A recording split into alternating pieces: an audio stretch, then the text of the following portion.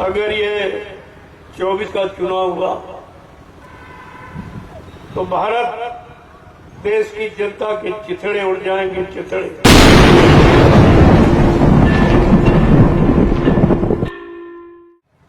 अभी तो कहा जा रहा पछताना पड़ेगा, अब आज से कह रहा हूं आपको रोना पड़ेगा।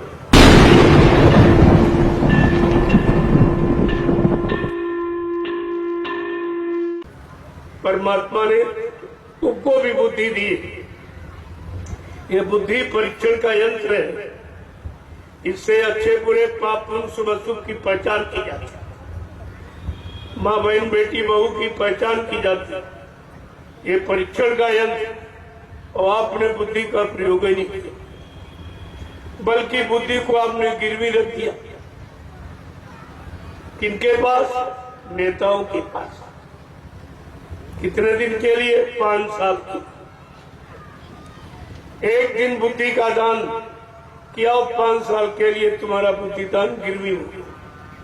अब 5 साल आप कुछ नहीं कर सकते, ना कुछ कह सकते हो, चाहे जितनी परेशानी हो, चाहे जितना दुख तकलीफ हो, चाहे जितने टैक्स बढ़ जाए, चाहे जितनी महंगाई बढ़ जाए, चाहे बच्चों को बेरोजगार कर दिया जाए, लेकिन 5 साल तुम जबान नहीं खोल सकते।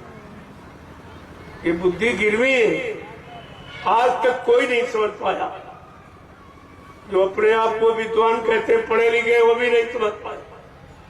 जो कर्मचारी अधिकारी बन गए, वो भी नहीं समझ पाए। जो प्रधानमंत्री राष्ट्रपति बन गया, वो भी नहीं समझ पाया। ये मतदान बुद्धि का गिरवी रखना, और वो भी एक दिन के लिए 5 साल का।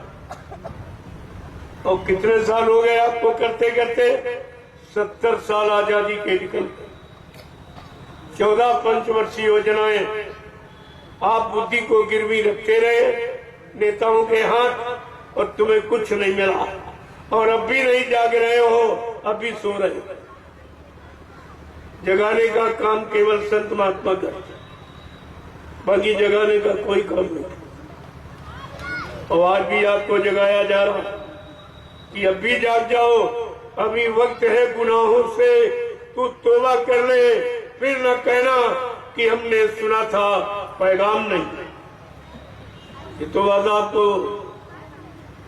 रखनी ही पड़ेगी। कब तक आप मार खाओगे? कभी तो आपको घूम के खड़ा होना ही पड़ेगा। अगर पहले खड़े हो जाओ तो तुम्हारा कुछ बच जाए, कुछ बच जाएगा, नहीं तो बिल्कुल नंगा कर देंगे। और तब तुम महात्माओं के पास आओगे तो महात्मा कहाँ से तुम्हारी मदद करे? कपड़े की व्यवस्था, रोटी की व्यवस्था, मकान की व्यवस्था, धंधे व्यापार की व्यवस्था, नौकरी चाकरी की व्यवस्था, खेती की व्यवस्था, कौन कौन सी व्यवस्था आपको है? इसलिए वो पहले से आपको जगा रहे हैं। अब भी जाग जाओ और अपनी बची पूंजी को बचा लो, न ये भी जाने वाली। सब तो चला गया, बचा कुछ। और सब कुछ खोने के बाद भी आपको जानकारी नहीं हो रही। बड़े आश्चर्य की बात तो ये है कि सब कुछ चला गया और तब भी नहीं जाग रहे, तब भी गफलत की नींद सो रहे आप। लेकिन महात्मा अपना कर्म कभी छोड़ दे, वो तो निरंतर धर्मोपदेश जो मानव समाज के हित के लिए है वो बराबर करते ही रहते। आने वाली मुसीबत आपत्तियों का इशारा वो करते ही रहते। तुम मानो न मानो, ये तुम्हारा काम उनका काम बता नहीं, और बता रहे हैं, समझो न समझो तुम्हारा काम। आपको पछताना पड़ेगा। अभी तो कहा जा रहा पछताना पड़ेगा, अब आज से कह रहा हूं आपको रोना पड़ेगा। आज से ये कह रहा हूं कि आपको रोना पड़ेगा। ऐसी स्थिति बनती चली जा रही, और बनाने वालों ने सारा देश बेच दिया, कुछ नहीं बचा। इस भारत देश में कुछ बचा ही नहीं। ऐसा राजा कभी नहीं आया। किसी युग का इतिहास उठा लीजिए आप, राजा ने जो भी निर्माण किया और अपने राष्ट्रीय कोष से, जनता से कभी नहीं मांगा। और आज का राजा सब जनता से मांगा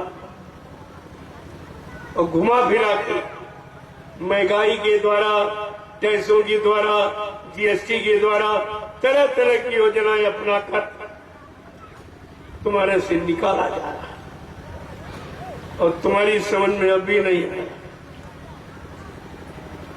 डॉक्टर जब फोड़े का मवाद निकालता है तो मरीज को आराम मिलता है, वो समझ जाता कि इसने जो निकाला है वो हमारे आराम की, लेकिन ये जो निकाल रहे इसमें तुम्हें क्या आराम मिला। लेकिन कोई नहीं कह रहा, सब चुप, एकदम मौन खड़े हुए। ऐसा डर गए कि मैं कह दूंगा सत्य तो नौकरी चली जाएगी, सत्य कह दूंगा हमारा व्यापार खत्म हो जाएगा। अरे व्यापार खत्म हो जाएगा, नौकरी चली जाएगी, इसकी चिंता आपको है, लेकिन देश चला जाएगा इसकी चिंता नहीं आपको। तुम जिस देश के नागरिक हो उस देश के बारे में आपको कोई चिंता नहीं। तो ये तुम्हारा कैसा नागरिकपन है कि नागरिक होते हुए और नागरिक बेचारा कुछ कह ही नहीं पा रहा, कुछ जबान नहीं खोल पा रहा। कितना अन्याय हो जाए, कितना अत्याचार हो जाए, कितना मतलब यानी महंगाई और कितनी गरीबी आ जाए, लेकिन आप कुछ कह ही नहीं सकते। तो फिर तुम्हारा जीने का अधिकार क्या? आखिरकार किस लिए आप जी रहे हो? जब अच्छी सच्ची बात कहने का अधिकार नहीं तो तुम्हारा जीने का अधिकार ही नहीं। जी रहे हो लेकिन मुर्दा बन के जिए, जिंदा बन के नहीं। जैसे मुर्दा नहीं कुछ कहता है, ऐसे तुम नहीं कहते, तो तुम्हारा जिंदा बन का मुर्दे को। इसलिए अब भी जागो, चेतो, उसमें आ जाओ। आगे का समय बहुत खराब, या आपका जीना मुश्किल हो जाएगा। अगर ये 24 का चुनाव हुआ तो भारत देश की जनता के चिथड़े उड़ जाएंगे, चिथड़े। तुम्हारे पास तुम्हारा कुछ नहीं बचेगा, तुम्हारे लिए कुछ नहीं बचेगा, न शासन, न प्रशासन, न व्यवस्था, कुछ नहीं बचेगा। ये सब उसकी व्यवस्था बना दी लोगों ने। और विपक्ष में एकदम मौन बैठा, कुछ नहीं कर पा रहा। तो विपक्ष का मतलब क्या हुआ? विपक्ष इसीलिए रखा जाता है कि अगला कोई मनमानी न कर पाए, लेकिन विपक्ष चुप जाता। कारण क्या, इनको भी पहले मौका दिया गया, ये भी इन्होंने ये किया। तो जानते हैं कि हमने भी यही किया अपने शासन में, अपने प्रशासन में हमने यही किया। अब ये कर रहे तो इनको हम कैसे कहें? इस संकोच में ये सत्य को कह नहीं पा रहे,